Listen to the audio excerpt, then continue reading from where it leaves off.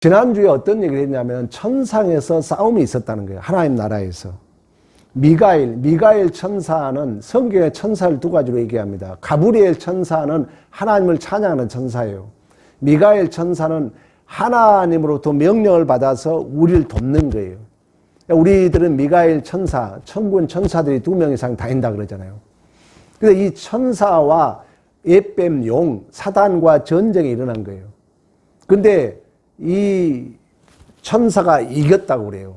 하늘에서는 이미 우리의 존재와 인생은 승리자로 결정되어 있다는 거예요. 그러면 이 천상에서 쫓겨난 이 사단이 어디로 도망갔다고 그러면 세상으로 도망갔다 그래요. 이걸 광야라고 얘기하는 거예요. 근데 이 사단은 이미 게임이 끝났기 때문에, 우리 기억납니까? 참소자라 그랬잖아요. 법적 싸움에서 게임이 끝났어요. 왜? 죄인의 죄값을 완전히 치러버렸기 때문에. 그래서 이 땅에 쫓김을 당해가지고 그 아들을 낳은 여자라 그랬어요. 남자를 낳은 여자, 남자를 낳은 여자는 아이를 낳을 교회를 얘기하고 있다는 거예요. 이 교회를 박해한다는 거예요. 핍박하고. 근데 그 기간은 42달, 한때 반, 두때 반, 1260일, 3년 반, 제한된 기간이라는 거죠. 제한된 기간. 그러니까 여러분들 지금 뭐 힘든 일이 있지만 그 터널은 반드시 끝이 있는 줄로 믿습니다. 결국 이제 이 예뱀은 사단, 마귀 다 같은 의미예요. 이건 이제 소멸될 거예요. 그러나 이미 우리는 천상에서 하나님으로 말미암아 승리했던 것처럼 우리의 존재는 이미 승리자로 결정되어 있기 때문에 어떤 상황, 그 어떤 현장이라도 명예롭고 복 있는 기회라는 거예요. 자, 나는 이미 금메달 딸 선수로 우리 하나님이 만들어놨다. 하나님의 시간 속에서는. 이걸 이미 하나님 시간 속에서 만들어진 거예요. 근데 우리 역사 속에서 두들고 자르고 도금하고 완성을 위한 하나의 은혜의 파편들이기 때문에 그 모든 사건, 그 만남, 그 정황은 나를 위한 명예롭고 복 있는 기회인 줄로 믿습니다.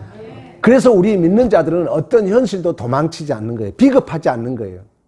부딪히는 거예요. 그래, 와봐라.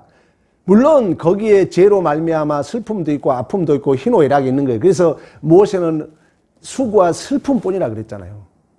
우리 예수 믿으면 이런 게 없다고 오해하면 안 돼. 있는 거예요.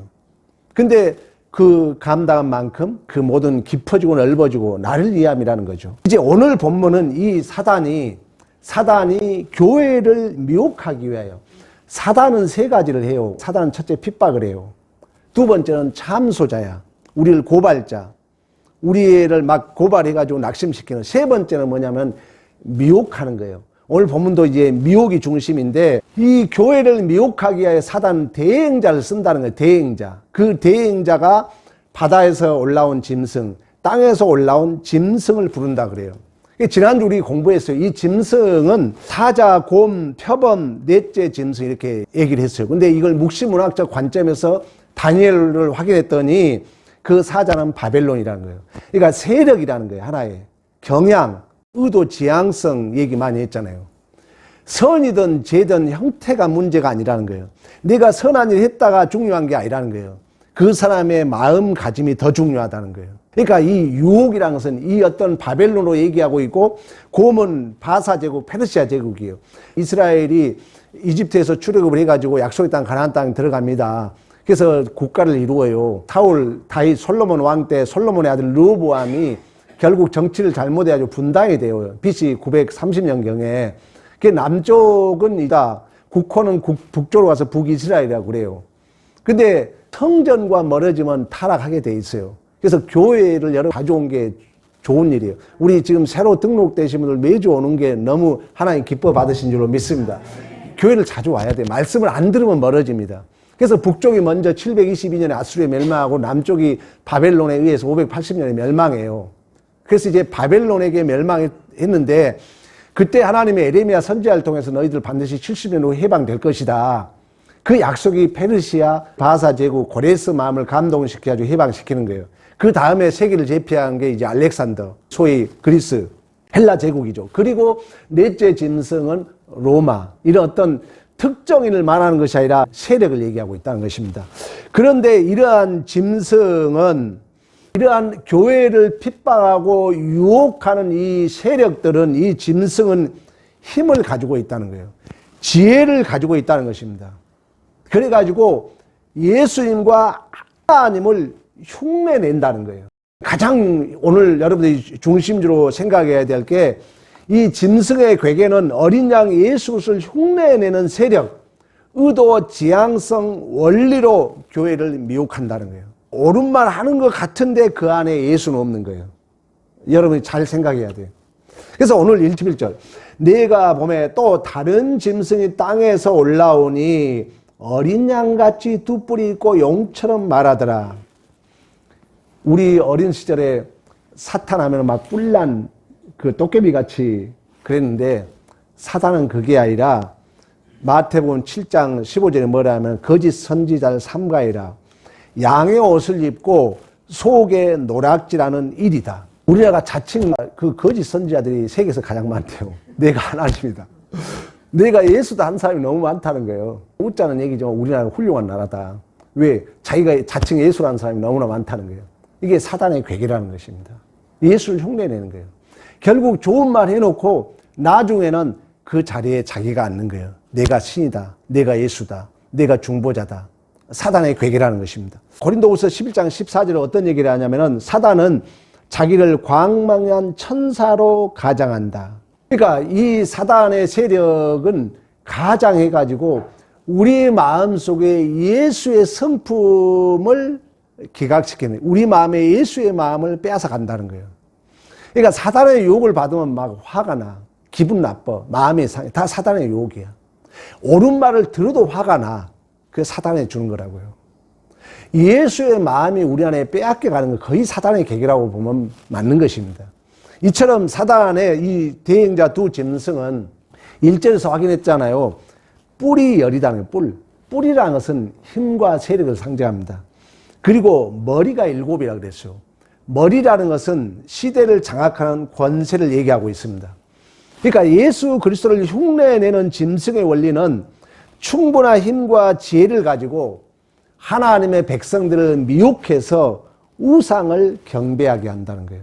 자, 12절 우리 봅니다. 12절 계속. 그가 먼저 나온 짐승의 모든 권세를 그 앞에서 행하고 땅과 땅에 사는 자들을 처음 짐승에게 경배하게 하고 곧 죽게 되었던 상처가 나은지라. 큰 이적을 행하되 심지어 사람들 앞에서 불이 하늘로부터 땅에 내려오게 하고 짐승 앞에서 받은 바 이적을 행함으로 땅에 거하는 자들을 미혹하여 땅에 거하는 자들에게 이르기를 칼에 상하였다가 살아난 짐승을 위하여 우상을 만들게 한다 얘기를 하는 거예요. 그러니까 이 바다와 땅에서 올라온 짐승의 목적은 거짓으로 가장해가지고 기적을 베풀고 우상을 만들어서 결국 섬기고 경배하게 합니다. 우리나라만 내가 예수라는 사람이 많았던 게 아니라 그 로마 황제 이름을 아우구스투스라고 그러잖아요. 아우구스투스란 얘기는 내가 존엄한 자나 존엄한 자. 그리고 네로 황제 알잖아요. 네로 황제. 네로 황제는 자기가 그 왕궁을 지으려고 그 지역에 불을 내놓고 기독교인들이 불을 냈다 해가지고 엄청 핍박했던 네로 황제. 네로 황제 시대는 주화에다가 그 돈에다가 자신은 구세주다 이렇게 새길 정도로 어떤 힘, 능력, 세력을 가지고 있는 거예요. 도미티니우스 황제 폴리캅이 도미티니우스 황제하고 초등학교 동창이었다 그러잖아요. 근데 폴리캅을 불로 태 죽인 자가 도미티니우스 황제입니다. 이분은 자기 자신을 주다, 나를 하나님이라고 부르라 했다는 거예요. 이 정도로 이 사단의 대행자 짐승들은 힘과 세력을 가지고 가장해서 강명한 천사로 자기들이 신인 척 이렇게 백성들을 유혹해서 우상을 섬기게 한다는 것입니다. 그러나 이러한 모든 우상을 섬기게 하는 이 모든 것들이 문제는 뭐냐면 하나님의 섭리 안에 있다는 거예요. 그럼 왜 사단은 이 교회를 시험하고 유혹하도록 하나님은 내버려 두냐면은 그런 시험을 통해서 가짜와 진짜가 가려지는 줄로 믿습니다. 시험이라는 것은 두 가지로 얘기하거든요. 테스트라고 그래요. 영어로 말하면. 그리고 템테이션이라고 그래요. 유혹이라고 그래요. 그런데 하나님은 큰 틀에서 이걸 내버려둬요. 우리에게 시험을 당하면. 그러니까 우리가 어려움을 당해보면은 그 사람의 진짜와 가짜가 드러나는 것처럼 하나님은 우리에게 때로는 이러한 시험을 당하도록, 모든 역사의 주인은 하나님이잖아요. 그런 의미에서 그 광야는 사단이 우리를 미혹하고 죽이려 하고 시험하지만 하나님이 그 여자를, 교회를 양육하기 위하여 예비하는 곳, 그리고 큰 독수리가 업어 양육하는 곳이라고 말씀했던 것처럼 우리의 삶의 현장이 때로는 시험을 당하고 때로는 핍박을 당하고 유혹을 당하고 내가 넘어지고 자빠지는 것 같지만, 그런 삶을 통하여 하나님은 알곡과 쭉정이를 고를 뿐만 아니라 그런 시험들이 결국 나를 더욱더 깊어지고 넓어지고 그 예수의 충만으로 구체와 실체와 나를 양육하는 삶의 정황인 줄로 믿습니다. 이처럼 사단과 사단의 대행자 바다와 땅에서 올라온 짐승의 목적은 우상을 만들어 우상의 표를, 이름을 이마에 받도록 하여서 우상을 섬기고 경배하게 한다는 것입니다.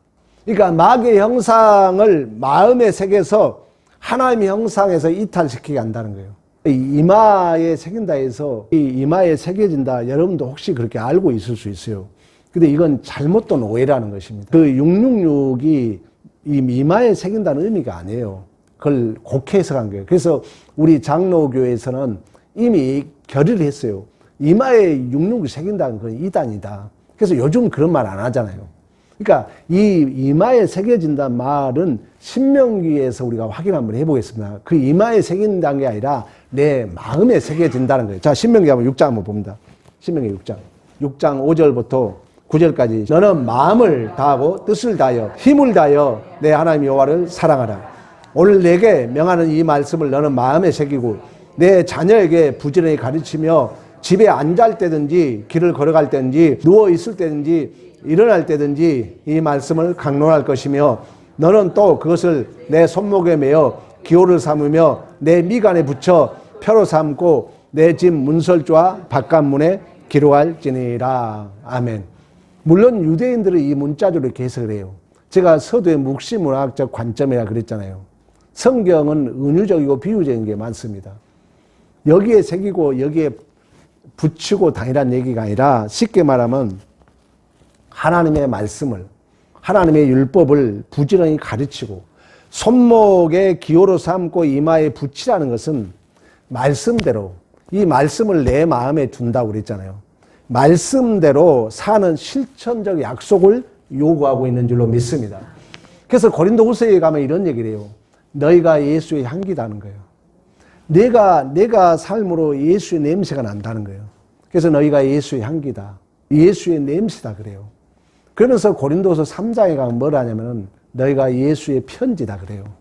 우리가 예수의 편지라는 거예요. 존재 자체가 그 예수를 나타내는 향기, 예수를 나타내는 편지, 예수를 나타내는 냄새. 그러면서 뭐라 하냐면은 너희는 예수의 편지인데 이는 먹물로 쓴 것이 아니라는 거예요. 하나님의 영으로 쓴 것이며 돌판에 쓴 것이 아니라 편지가 육의 마음판에 새겨진 줄로 믿습니다. 우리 마음에 하나님의 말씀을 잘 새겨서 말씀대로 살아가는 의미지 여기에 이마에 새겨진 의미가 아니라는 것입니다. 그래서 마음의 색이라는 것은 우리의 존재의 저 깊은 인격과 성품에서 하나님 마음을 닮아가라는 것인 줄로 믿습니다. 그래야 이 짐승의 우상을 만들어 짐승의 표, 이름을 이마에 받게 된다는 것은 우리의 인격에 하나님이 없는 거예요. 신앙생활이라는 것은 내 안에 예수의 채워짐이거든요. 우리의 신앙의 본질, 특히 교회는 예수의 충만이다. 내가 예수의 충만이 교회의 본질이기 때문에 예수가 내 안에 채워지면 있든지 없든지는 2차적인 문제거든요. 내가 하나님의 아들다워지면 모든 것이 내 것이기 때문에, 또 만물을 충만케 하고 통일시키신 분이 바로 예수인 줄로 믿습니다. 이처럼 하나님은 우리에게 전 인격이 내 안에 하나님의 성품으로 하나님을 닮은 자로서 우리 마음판에 새겨졌다는 거예요. 그런데 사단의 유혹을 받으면은 옳은 말을 듣는데 결국 내 마음에 예수가 없다는 거예요. 예수가 없어요. 그러니까 예수가 없었기 때문에 좋은 말 해놓고 기분 나쁜 거예요. 좋은 말을 듣는데 마음이 상하는 거예요. 예수가 없기 때문에. 결국 우리가 마음판에 새겨졌다는 것은 우리 고린도후서 3장에 말씀하고 있는 것처럼 먹물로 쓴 것이 아니라 우리 마음판에 하나님의 말씀이 그 예수 생명의 성령으로 우리는 인침을 받은 자인 줄로 믿습니다. 그러면서 뭐라 하면 이제 이 이마에 맞은 짐승의 표가 666이라고 그래요. 666. 자, 666에 대한 여러분 얘기 많이 들었을 거예요. 여기에 논쟁이 많아요. 이 666은 쉽게 말하면 모방에 흉내내는 수예요. 결핍의 수예요. 모자람의 수예요. 현혹과 속임수예요. 그리고 거짓 원리와 불안한 세력의 결집이라는 뜻을 가지고 있습니다. 자, 16절 한번 봐볼까요? 계시록 13장. 이마의 표. 이마의 표라는 것은 주인의 소유라는 노예의 표를 얘기하고 있습니다. 17절 짐승의 이름, 이름의 수. 18절 짐승의 수, 사람의 수 666. 그러면서 18절에 뭐라고 합니까? 지혜가 여기 있으니 총명한 자는 그 짐승의 수를 세어보라 그래요. 숫자에 관심 있는 것이 아니라 원리와 내용에 주의하라는 거예요. 자, 6이란 얘기는 하나님이 우주 만물을 창조할 때 6일째 창조하지만 완성과 안식은 7일째 이루어지잖아요. 그래서 고대 사람들은 이 7을 완전수로 봤어요. 근데 이 7의 완전수를 물론 이제 게마트라 계산법이라 해가지고 이걸 네로로 해석하고 어떤 특정인으로 해석하는 그런 해석도 있어요. 그러나 그거보다는 이 7이라는 숫자는 당시의 고대 사람들은 완전수로 봤다는 거예요. 왜? 7일째 모든 것이 완성되었기 때문에. 그리고 하나님의 수는 삼위일체라 해가지고 하나님의 숫자를 77로 이렇게 표현했습니다. 777로. 그럼 이 666은 어떤 특정 인물이 아니라 성경의 완전수 7, 즉 예수에 대해서 흉내내는 수라 그래요. 흉내내기의 최후의 발악의 수, 그래서 사단의 수라는 거예요. 거짓됨과 불완전한 최고의 원리, 성격, 세력, 경향을 666이라고 보는 것입니다. 그래서 666을 여러분들이 너무 다르게 해석하지 말라는 거예요. 한마디로 흉내내는 수다, 결핍의 수다, 모자람의 수다 이렇게 이해하면 됩니다. 666이란 어떤 특정 인물이 아니라 예수를 흉내내는 수다. 완전수에서 벗어난 수다. 그런 어떤 세력이다. 그런 경향이다. 이렇게 생각하면 될 것입니다. 결국 하나님을 흉내내어 교회를 핍박하는 666, 이 적그리스도, 또 원리, 세력, 경향은 역사 속에서 반복되게 나타난다는 것이 성경의 증언입니다. 그래서 이 수를 받지 않는 자는 자기들끼리 섬기고 자기들끼리 교통하기 때문에 17절에 그러자는 얘기하잖아요. 17절 봅니다. 누구든지 이 표를 가진 자 외에는 매매를 못하게 하니. 제도적으로 그러니까 로마가 핍박할 때, 도미티아누스가 핍박할 때, 네로 왕제가 핍박할 때 어떤 그 자기들의 어떤 그 울타리를 만들어 놓고 거기에 들어오지 않으면 핍박을 했거든요. 그러니까 우리 기독교인들은 어떻게 보면 늘 사회적으로 경제적으로 손해를 볼 수밖에 없습니다. 신자의 역사관은 참으로 신비하다는 거예요. 참으로 비밀스럽고 아이러리하다는 것입니다. 내가 손해인 것 같지만 손해가 아닌 거예요. 내가 이익 본 것 같지만 이익이 아닌 그 하나님의 깊은 섭리 안에 우리의 존재와 우리의 인생이 있는 줄로 믿습니다. 좀 손해보는 것 같은 그 삶이 사실 기독교의 정상적인 삶이에요. 그러나 현상은 내가 손해보는 것 같지만 나중에 보면은 하나님이 반드시 기억하고 있거든요. 그 역사관, 세계관에서 신비하고 비밀스럽고 아이러리한 그 믿음으로 감당해야 돼요. 이게 전부가 아니다. 하나님은 보고 계실 것이다. 죄인들이 회개하고 돌아온 유일한 길은 뭐냐면은 하나님이 알고 있다. 하나님이 보고 있다. 하나님이 듣고 있다. 이 믿음이 있을 때만이 우리는 잘못된 길에서 돌아올 수 있다는 것입니다.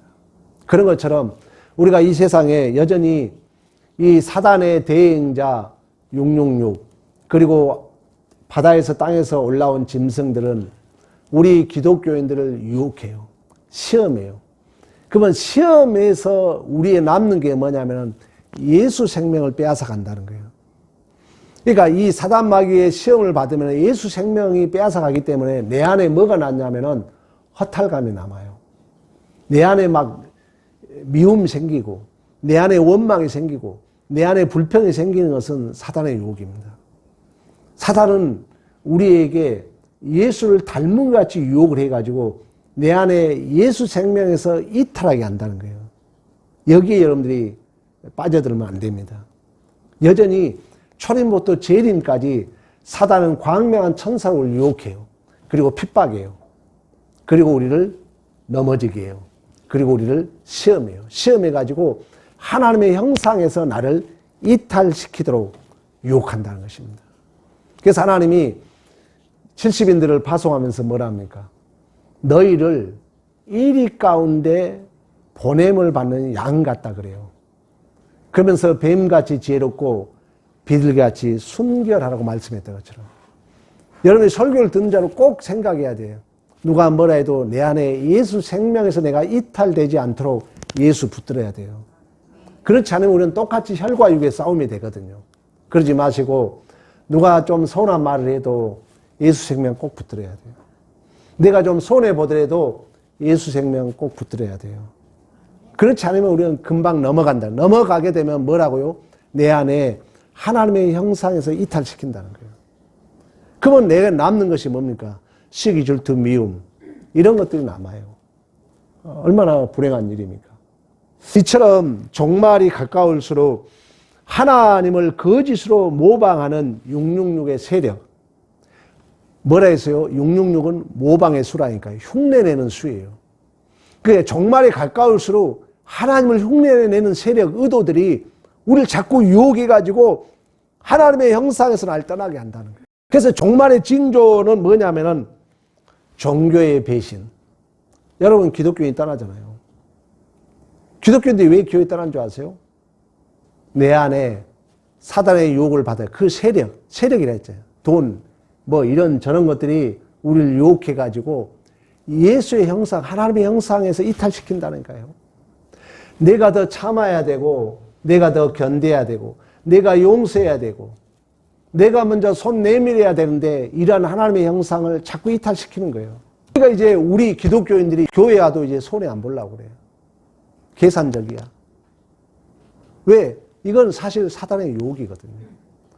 그래서 마지막 종말은 뭐냐면은 자꾸 신앙인들이 배신자로 변하는 거예요. 종교를 배신한다는 거예요. 그래서 지금 교회 우리뿐만 아니라 다들 걱정해요.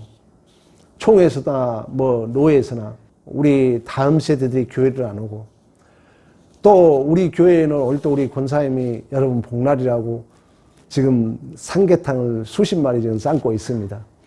근데 다른 교회는 봉사를 안 한다고 그래요. 다 손해 안 보려고 그러는 거예요. 왜? 사단의 유혹이 우리 안에 유혹받으면 뭘 빼앗아 간다고요? 하나님의 형상에서 우리를 이탈시킨다는 거예요. 하나님의 형상. 그 예수의 마음에서 이탈시킨다는 거예요. 내가 온유하고 겸손하고 내가 더 참아주고 기다려주고 원수를 사랑해야 되고 나를 핍박하는 자를 기도해야 하는 이 예수의 형상에서 사단이 유혹해가지고 옳은 말을 하는 것 같은데 자꾸 이기적으로 우리를 만든다는 거예요. 나밖에 없어로 만든다는 거예요. 사단의 괴계가. 그래서 여러분들이 교회 안에서 적극적으로 헌신은 예수를 닮은 자로서의 우리의 정당한 반응입니다. 하나님이 기뻐 받으실 줄로 믿습니다. 그래서 종말에 나타나는 것은 자꾸 배신자들이 많아지는 거예요. 배신자. 여러분 어떤 사랑의 배신자뿐만 아니라 신앙의 배신자로 많이 나타나요. 신앙의 배신자. 왜? 자꾸 사단의 세력이 우리를 유혹해서 하나님의 형상에서 우리를 이탈시키기 때문에. 우리 한번 성경 한번 찾아볼까요? 요한일서 2장 18절. 아이들아 지금 마지막 때라 적 그리스도가 오리라는 말을 너희가 들은 것과 같이 지금도 많은 적 그리스도가 일어나니 그러므로 우리가 마지막 때인 줄 아노라. 아멘. 22절 합동합니다. 22절. 요한일서 2장 22절. 거짓말하는 자가 누구냐? 예수 그리스도의 이심을 부인하는 자가 아니냐? 아버지와 아들을 부인하는 그가 적 그리스도니라. 아멘. 마지막 때는 어느 누구도 그 누구도 교회 생활을 방해하고 대적할 뿐이지 진실로 교회 생활을 돕는 자가 없다 그래요. 어느 학자는. 전부 사단의 세력의 유혹을 받아가지고 사단은 비판 그리고 참소, 유혹, 미혹을 해가지고 자꾸 하나님의 형상에서 이탈시킨다는 거예요. 우리 자녀들도 마찬가지예요. 삶의 가치를 모르면은 우리 자녀들이 마음 둘 데가 없다니까요. 그래서 스마트폰의 존재를 거는 거예요. 우리는 어렸을 때 뭘 보고 자랐습니까? 길거리에 오다가 보리가 싹이 나고 꽃이 피는 기간, 기다림을 배웠잖아요. 그리고 지나가다 새참을 먹고 밥을 먹어 여보시오 와서 같이 먹읍시다 이런 걸 배웠다는 거예요. 우리는. 지금은 그런 걸 배울 기회가 없는 우리 애들이. 그래서 여러분들이 자녀들이 교회 와서 헌신하도록 가르치는 건 너무 중요하다는 거예요. 이제 그들이 그런 걸 안 배우면요 결혼했어도 지 밖에 몰라요. 행복하겠습니까 여러분? 정말 이 기독교 신앙이 중요한 거예요. 근데 사단의 괴계는 그럴듯하게 해가지고 헌신 봉사 하나님의 성품을 이탈시킨다니까요. 내가 참아야 되고 내가 손해봐야 되고 내가 먼저 손 내밀어야 되고 내가 원수를 먼저 용서하고 나를 핍박한 자를 기도하고 이런 것이 이제 없어지니까 지금 전쟁도 나는 거예요. 막 자기밖에 모르는 거예요. 지금 첨단을 살아가는 21세기에 이게 전쟁이 뭔 말입니까? 여러분 생각해봐요. 길거리 가다가 어느 날 아니 남의 가방을 지 것이라고 빼앗아 간 거나 마찬가지잖아요. 그러니까 우리나라도 지금 엊그제도 미사일 쐈다는데 우리 믿는 자는 깨어 있어야 돼요. 여러분들 우리가 하나님 잘 복음을 증거해야 돼요. 하나님의 성품을 내가 유지하는 것. 누가 말을 들어도 어떤 상황에 처해도 내 안에 예수 생명에서 이탈시키는 것은 사단의 괴기라는 거예요. 그래서 어느 학자가 아까 얘기했잖아요. 이 시대는 어느 누구도 교회에 잘 다니게 돕는 자가 없다는 거예요. 여러분 부모, 여러분 남편도 좋은 말 하는 것 같지만 하나님의 성품에서 이탈시키게 하고 있다는 거예요. 내가 한 얘기 아니에요. 어느 주석가 그렇게 다뤄놨어요. 그래서 이 시대는 어느 누구도 어떤 사람도 교회에 잘 다니게 도와준 자가 없다는 거예요.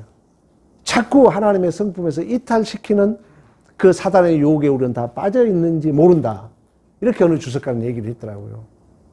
그런 것처럼 여러분 이 사단의 세력은 정말 예수의 초림부터 재림까지 자꾸 우리를 그럴듯하게 유혹해가지고 내 안에서 예수의 마음, 온유하고 겸손한 마음을 이탈시키게 해요. 그러니까 이탈되면 내 마음이 강팍해져요.